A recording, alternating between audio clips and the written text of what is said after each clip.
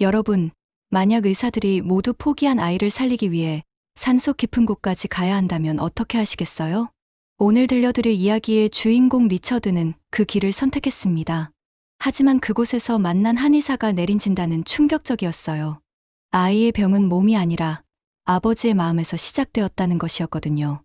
뉴욕 맨해튼 고층 빌딩 최상층에서 리처드는 창밖을 내다보며 주먹을 꽉 쥐고 있었습니다. 미디어 재벌로서 그가 손대지 못할 것은 세상에 없었죠. 하지만 지금 그의 얼굴은 절망으로 가득했어요. 아버지, 오늘은 손가락이 조금 더 안 움직여요. 12살 아들 데이빗의 약한 목소리가 리처드의 가슴을 파고들었습니다. 아이는 침대에 누워 있었고 온몸이 서서히 마비되어 가고 있었어요. 원인 모를 병이었죠.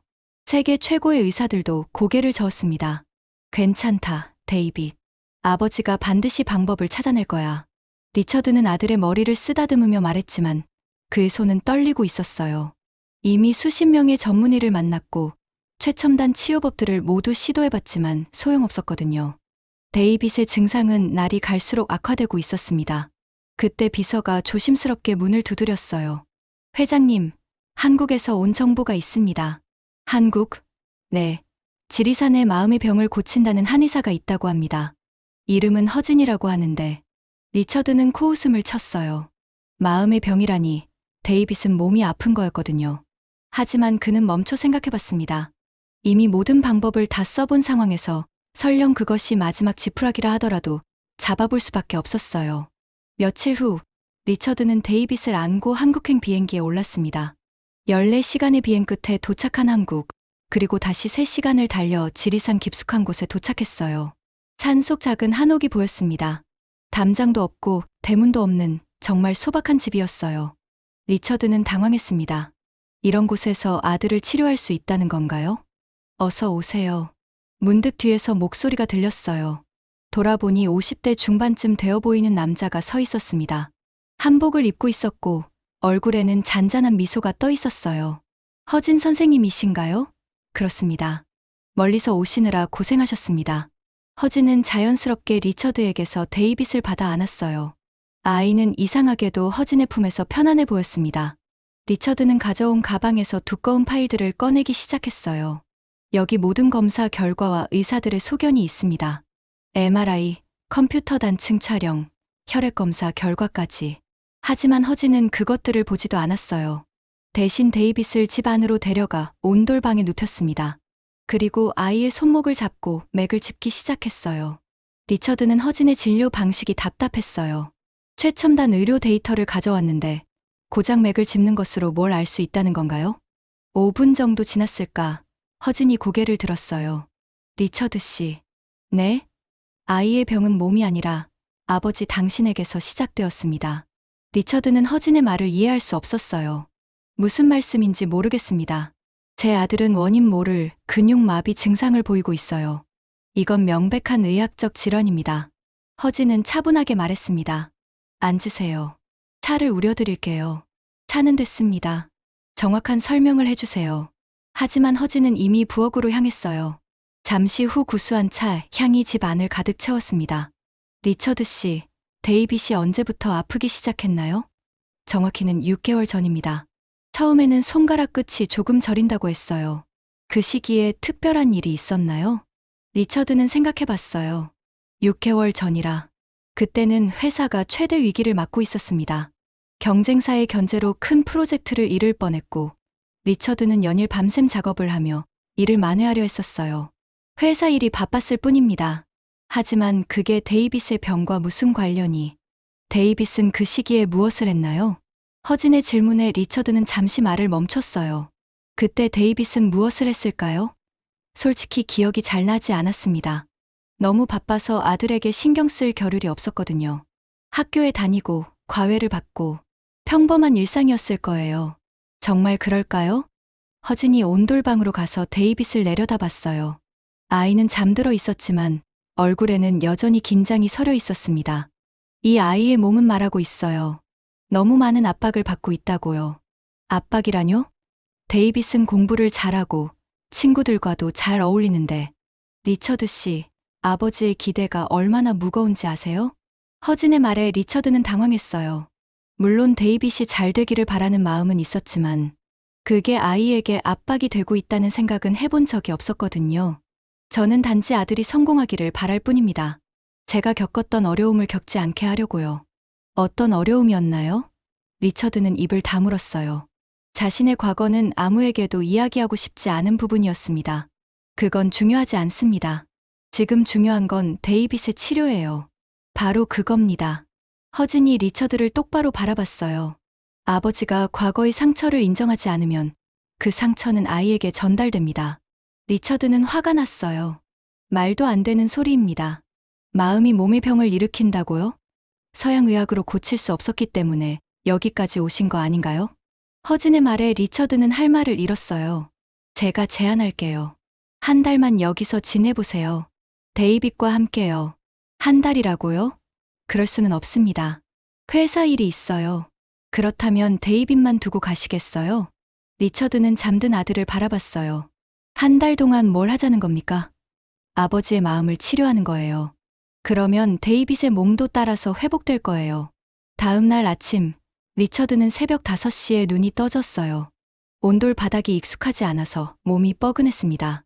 밖에서 도끼질 소리가 들렸어요.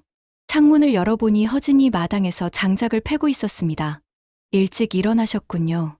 허진이 리처드를 보고 미소 지었어요. 잠이 안 와서요. 뭘 하고 계신 거예요? 겨울 준비를 하고 있습니다. 리처드 씨도 함께 하시겠어요? 저는 그런 일을 해본 적이 없는데요. 리처드는 당황했어요. 지난 20년간 손으로 한 일이라곤 컴퓨터 키보드를 두드리는 것 정도였거든요. 허진이 도끼를 내밀었어요.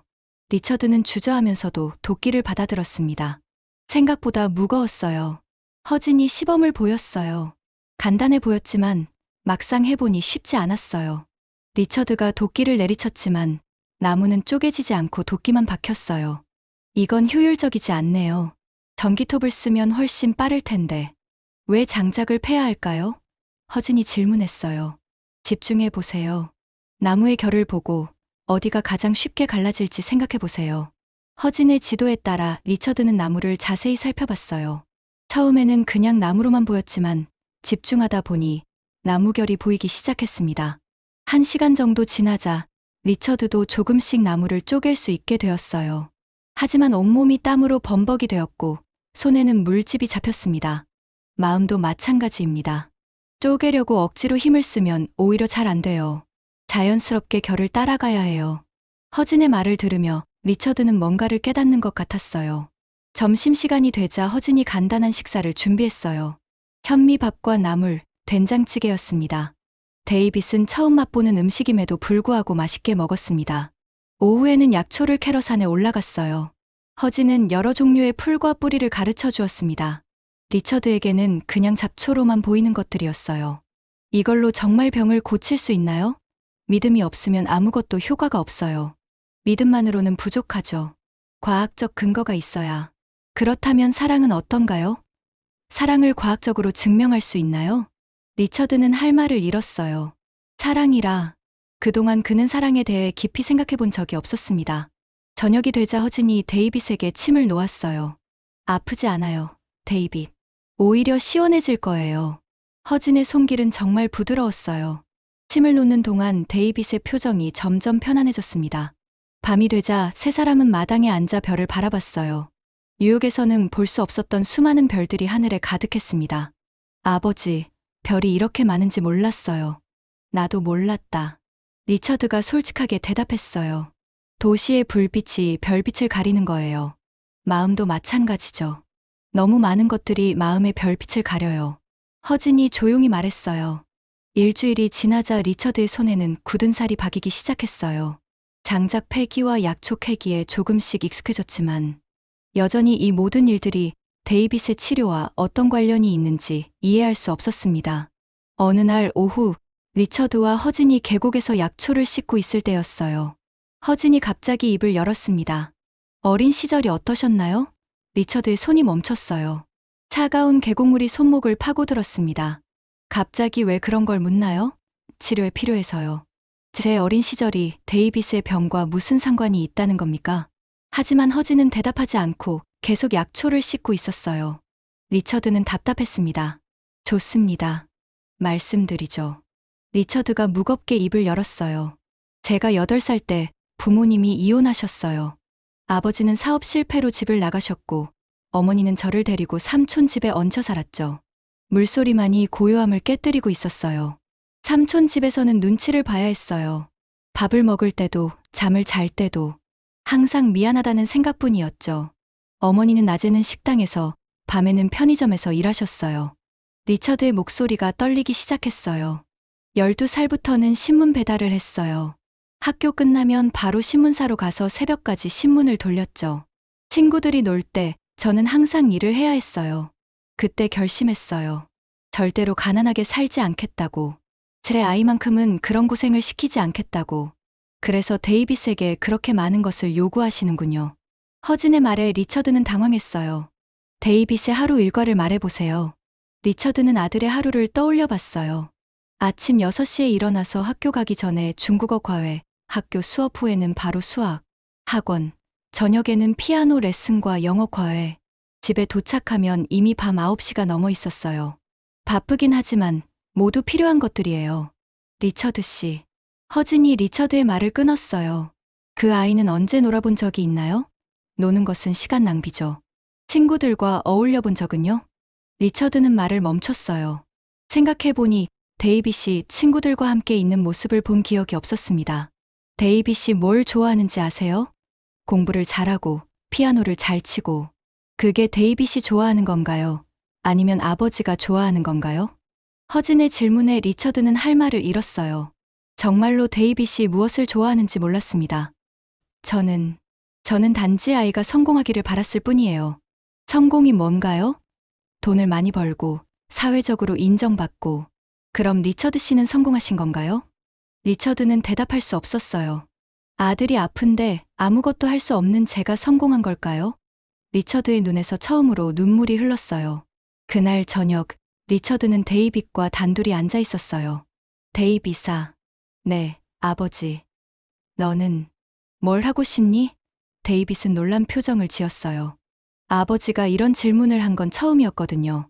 아버지가 너무 많은 걸 시킨 것 같구나. 아니에요, 아버지. 저도 잘하고 싶어요. 데이빗이 애써 웃으며 말했어요. 하지만 그 웃음 뒤에 숨어있는 피로와 스트레스를 리처드는 이제야 볼 수 있었습니다. 2주째가 되자 변화가 시작되었어요. 미세하지만 분명한 변화였습니다. 아침에 리처드가 장작을 패고 있을 때 데이빗이 온돌방 문을 열고 나왔어요. 아버지, 저도 도와줄게요. 아니다, 데이빗. 너는 쉬어야 해. 괜찮아요. 조금은 할 수 있을 것 같아요. 데이빗이 작은 나무 토막을 집어들었어요. 손에 힘이 없어서 제대로 잡지는 못했지만 노력하는 모습이 눈에 띄었습니다. 천천히 해, 데이빗. 리처드가 아들 옆에 앉아서 함께 나무를 만지작거렸어요. 부자가 함께 무언가를 한 건 정말 오랜만이었습니다. 아버지. 응? 여기 와서 좋아요. 데이빗이 환하게 웃었어요. 그 웃음을 본 리처드의 가슴이 따뜻해졌습니다. 점심시간, 허진이 데이빗에게 침을 놓고 있을 때였어요. 갑자기 데이빗이 작은 소리를 냈습니다. 왜 그러니? 리처드가 다급하게 물었어요. 손가락이 조금 움직여요. 데이빗이 신기한 듯 자신의 오른손을 바라봤어요. 정말로 검지손가락이 아주 미세하게 움직이고 있었습니다. 리처드는 믿을 수 없었어요. 허진 선생님, 봤습니다. 좋은 신호예요. 허진은 침착했어요. 정말 나아지는 건가요? 아직 시작일 뿐입니다. 조급해하지 마세요. 그날 오후, 리처드는 데이빗과 함께 산책을 나갔어요. 데이빗을 업고 천천히 산길을 걸었습니다. 아버지, 새 소리 들려요? 응, 들린다. 도시에서는 이런 소리 못 들었는데. 데이빗아, 아버지가 물어볼 게 있다. 네. 너는 아버지가 어떤 사람이었으면 좋겠니? 데이빗은 잠시 생각했어요. 지금처럼이면 좋겠어요. 지금처럼, 네. 함께 있어주는 아버지요. 리처드의 가슴이 먹먹해졌어요. 아들이 원한 건 거창한 게 아니었습니다. 앞으로는 더 많이 함께 있을게. 정말요? 정말이다. 그날 저녁, 허진이 특별한 차를 끓였어요. 쓴맛이 강했지만 마시고 나면 몸이 따뜻해지는 차였습니다. 이 차는 뭔가요? 마음을 안정시키는 약차예요. 부자가 함께 마시면 더 효과가 좋아요. 세 사람이 함께 차를 마시며 조용히 앉아 있었어요. 허진 선생님. 리처드가 입을 열었어요. 데이빗의 손가락이 움직인 것, 정말 제 마음의 변화 때문인가요? 어떻게 생각하세요? 솔직히 아직도 믿기 어려워요. 하지만 뭔가 달라진 것 같긴 해요. 무엇이 달라졌나요? 데이빗을 보는 시각이요. 예전에는 제가 원하는 모습으로 만들려고 했다면 지금은 데이빗 자체를 보려고 해요. 허진이 만족스러운 표정을 지었어요. 그 변화가 데이빗에게 전달되고 있는 거예요. 아이들은 부모의 마음을 몸으로 느껴요. 3주째가 되던 어느 날 예상치 못한 방문객이 찾아왔어요. 리처드, 도대체 뭘 하고 있는 거야? 큰 소리와 함께 나타난 건 뉴욕에서 데이빗을 담당했던 주치의 닥터 윌슨이었어요. 윌슨 박사님, 리처드는 깜짝 놀랐어요. 당신 비서가 연락했어요. 한국에서 무슨 미신적인 치료를 받고 있다고 하더군요. 윌슨이 허진을 노려보며 말했어요. 이 사람이 무슨 자격으로 데이빗을 치료한다는 거죠? 닥터 윌슨, 진정하시고. 내가 20년 동안 연구해온 분야를 무시하는 사이비 치료를 받게 놔두라고요? 허진은 침착하게 말했어요. 안녕하세요, 닥터. 먼 길 오시느라 수고하셨습니다. 당신이 허진이라는 사람이군요. 의사 면허는 있나요? 저는 전통의학을 공부했습니다. 전통의학이라니, 그런 건 의학이 아니에요. 데이빗의 상태를 보고 오셨나요? 허진이 차분하게 물었어요. 물론이죠. 최신 유전자 치료법이에요.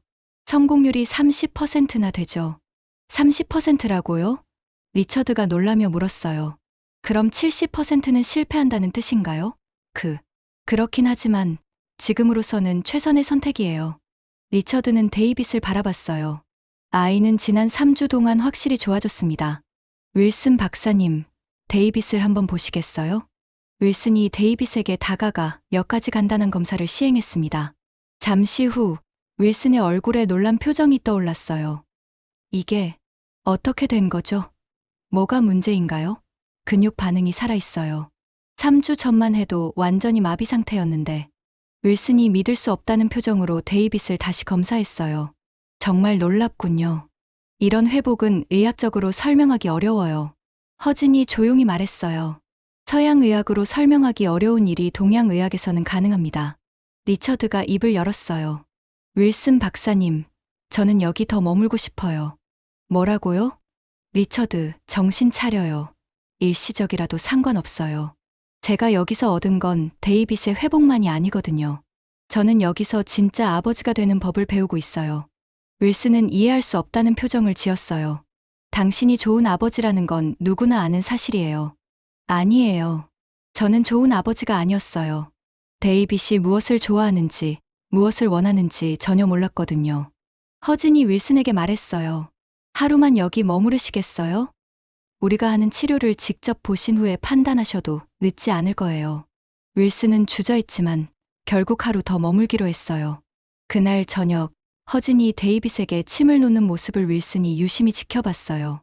정말 신기하네요. 윌슨이 중얼거렸어요. 의학은 병을 고치는 것이지만 치유는 마음에서 시작돼요. 허진이 윌슨에게도 간단한 침 치료를 해주었어요. 윌슨은 반신반의했지만 치료 후에는 정말로 몸이 가벼워진 것을 느꼈습니다. 그날 밤, 윌슨은 오랜만에 깊은 잠에 빠져들었어요. 다음 날 아침, 그는 완전히 달라진 표정으로 일어났습니다. 정말 놀라워요. 이렇게 잘 잔 게 언제인지 모르겠어요. 믿음이 생기셨나요? 허진이 웃으며 물었어요. 윌슨은 잠시 망설이다가 고개를 끄덕였어요. 윌슨이 떠난 후 산속은 다시 평온을 되찾았어요. 4주째가 되던 어느 날 아침, 리처드는 평소보다 일찍 일어나 마당에 앉아 있었어요. 허진이 조용히 다가와 옆에 앉았어요. 오늘따라 일찍 일어나셨네요. 잠이 안 와서요. 생각할 게 많아서. 무슨 생각을 하고 계세요? 제 아버지 생각이요. 리처드가 먼 산을 바라보며 말했어요. 아버지는 제가 8살 때 집을 나가셨어요. 사업이 망하고 빚에 시달리다가 어느 날 갑자기 사라지셨죠. 그때부터 아버지를 원망했어요. 왜 우리를 버리고 갔는지, 왜 책임지지 않는지 평생 그 원망을 안고 살았거든요. 지금도 원망스러우신가요? 허진의 질문에 리처드는 한참 생각했어요. 이상해요. 예전 같으면 당연히 그렇다고 답했을 텐데 지금은 다른 생각이 들어요. 어떤 생각이요? 아버지도 무서웠을 거란 생각이요. 가족을 책임져야 한다는 부담감, 실패에 대한 두려움. 저와 비슷했을지도 몰라요. 리처드의 눈에서 눈물이 흘렀어요. 저도 데이빗에게서 도망치고 싶었던 적이 있어요. 아이가 아플 때, 제가 아무것도 할 수 없다는 걸 깨달았을 때. 하지만 도망치지 않으셨잖아요. 그게 다행인가요? 물론이죠. 그때 데이빗이 방에서 나왔어요. 아이는 지금까지 본 중 가장 밝은 표정을 짓고 있었습니다. 아버지, 허진 할아버지, 데이빗이 두 사람에게 달려왔어요. 놀라운 일이 일어났습니다. 데이빗이 스스로 걸어오고 있었던 거예요. 데이빗, 리처드가 놀라서 일어났어요. 아이는 비록 비틀거렸지만 분명히 자신의 다리로 걷고 있었습니다. 아버지, 저 걸을 수 있어요. 데이빗이 환하게 웃으며 말했어요.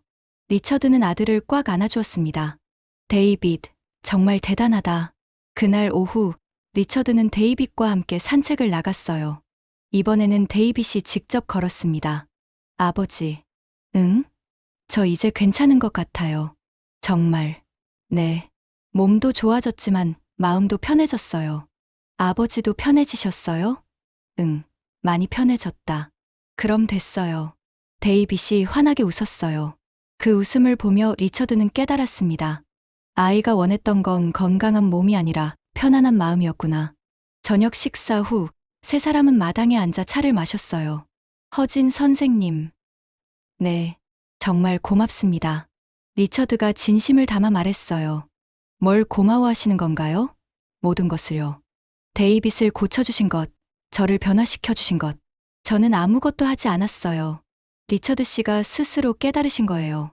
허진이 겸손하게 말했어요. 하지만 선생님이 없었다면 불가능했을 거예요. 그날 밤, 리처드는 오랜만에 아버지 생각을 했어요. 원망스러웠던 마음이 조금씩 풀어지고 있었습니다. 아버지, 리처드가 작은 소리로 중얼거렸어요. 이제 조금 이해할 수 있을 것 같아요. 다음 날 아침, 리처드는 데이빗과 함께 일찍 일어났어요. 데이빗아, 아버지가 미안하다.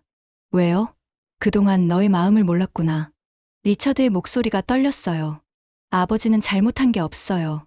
아니야. 아버지는 너를 내 욕심의 도구로 만들려고 했어. 정말 미안하다, 데이빗. 데이빗이 아버지의 손을 잡았어요. 괜찮아요, 아버지. 저도 아버지 마음 알아요. 부자가 서로를 꽉 안아주었어요. 그 순간, 그동안 쌓여있던 모든 오해와 상처가 눈 녹듯 사라지는 것 같았습니다. 한 달이 지나는 날, 놀라운 변화가 완성되었어요.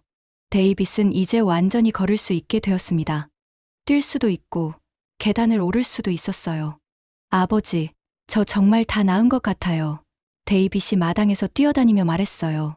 정말 대단하구나, 데이빗. 이제 뉴욕에 돌아가도 될까요? 허진이 다가와서 말했어요. 이제 갈 시간이 됐네요. 정말 괜찮을까요? 뉴욕에 돌아가서도 이 상태를 유지할 수 있을까요? 중요한 건 외부 환경이 아니라 내면의 변화예요. 리처드 씨는 이미 충분히 변했어요. 떠나는 날 아침, 세 사람은 마지막으로 함께 차를 마셨어요. 허진 선생님, 정말 어떻게 감사드려야 할지. 감사는 이미 충분히 받았어요. 하지만 뭔가 보답을 하고 싶어요. 동서양 의학을 함께 연구하는 재단을 만들어주세요. 서로 다른 치료법이 만나면 더 많은 사람들을 도울 수 있을 거예요. 리처드의 눈이 반짝였어요. 훌륭한 제안이네요. 꼭 그렇게 하겠습니다. 그리고 데이빗에게도 부탁이 있어요. 앞으로 힘든 일이 있을 때마다 이곳에서의 시간을 기억하세요. 네, 할아버지. 꼭 기억할게요. 드디어 떠날 시간이 되었어요. 리처드는 허진에게 깊이 인사했습니다. 선생님, 정말 고맙습니다. 제 인생을 바꿔주셨어요. 리처드 씨가 바꾸신 거예요. 차가 산을 내려가며 한옥이 점점 작아졌어요. 리처드와 데이빗은 뒤를 돌아보며 손을 흔들었습니다. 비행기 안에서 리처드는 회사에 전화를 걸었어요. 모든 스케줄을 조정해주세요. 앞으로는 오후 5시 이후에는 일정을 잡지 마세요. 네, 회장님. 가족과의 시간이 더 중요합니다. 뉴욕에 도착한 후, 리처드는 약속대로 동서의학통합재단을 설립했어요. 허진을 명예 이사장으로 모시고 세계 각국의 의료진들이 함께 연구할 수 있는 환경을 만들었습니다. 데이빗은 학교로 돌아갔지만 예전과는 완전히 달랐어요. 과도한 과외는 모두 줄이고 대신 친구들과 놀 시간을 충분히 가졌습니다. 리처드도 저녁에는 반드시 집에 들어와서 아들과 함께 저녁을 먹었어요. 어느 날 저녁, 부자가 함께 산책을 하고 있을 때였어요. 아버지, 지리산에서의 한 달이 꿈만 같아요. 나도 그래. 정말 많은 것이 변했구나. 가장 많이 변한 건 아버지예요. 나보다 내가 더 많이 변했어. 이렇게 건강해지고 밝아지고. 저는 원래 이런 아이였는걸요. 아버지가 이제야 진짜 저를 보게 된 거예요. 몇 달 후, 리처드는 허진으로부터 편지를 받았어요. 리처드 씨, 잘 지내고 계신지요? 이곳은 여전히 평온합니다. 리처드 씨가 설립해 주신 재단 덕분에 더 많은 사람들을 도울 수 있게 되었습니다. 편지를 읽으며 리처드는 지리산에서의 시간을 떠올렸어요. 그날 밤, 리처드는 데이빗과 함께 옥상에 올라가 별을 바라봤어요. 아버지, 별이 보여요? 응, 조금은 보이네. 언젠가 다시 가자. 허진 선생님께 안부도 전하고. 정말이다. 1년 후, 리처드는 정말로 데이빗과 함께 지리산을 다시 찾았어요. 허진은 여전히 그 한옥에서 환자들을 돌보고 있었습니다. 어서 와요, 리처드 씨, 데이빗. 선생님, 정말 오랜만이네요. 1년 사이에 많이 달라지셨네요. 네, 많은 것이 변했어요. 리처드는 정말 많이 변해 있었어요. 얼굴에는 여유와 평온함이 있었습니다. 그들은 사흘 동안 지리산에서 지냈어요. 이번에는 치료를 위한 것이 아니라 소중한 시간을 나누기 위한 것이었어요. 떠나는 날, 허진이 말했어요. 리처드 씨, 이제 정말 완전히 나으셨네요. 선생님 덕분이에요. 아니에요. 리처드 씨 스스로 치유하신 거예요. 뉴욕으로 돌아온 후에도 리처드는 변함없이 가족을 최우선으로 생각하며 살았어요. 데이빗은 건강하게 자라서 나중에 의사가 되었고, 아버지가 설립한 재단에서 일하며 동서양 의학을 결합한 새로운 치료법을 연구했습니다. 리처드는 종종 지리산을 찾았어요. 허진과의 우정은 평생 지속되었습니다. 어느 날, 나이 든 리처드가 손자와 함께 지리산을 찾았을 때 허진이 말했어요. 리처드 씨, 이제 정말 좋은 할아버지가 되셨네요. 선생님이 가르쳐 주신 덕분이에요. 마음을 먼저 치료해야 한다는 것을. 그 교훈을 잊지 않으셨군요. 그들은 마당에 앉아 차를 마시며 옛 이야기를 나누었어요. 손자는 허진의 무릎에 기대서 졸고 있었고, 석양이 한옥을 따뜻하게 물들였습니다. 허진의 작은 한옥에서 시작된 기적은 이렇게 여러 세대에 걸쳐 이어져 내려갔습니다. 마음을 고치는 의원의 지혜는 단순했지만 깊었어요. 사랑과 이해, 그리고 용서의 힘이었습니다. 지리산의 저녁 하늘에는 여전히 수많은 별들이 반짝이고 있었어요. 그 별빛처럼 따뜻하고 영원한 이야기였습니다.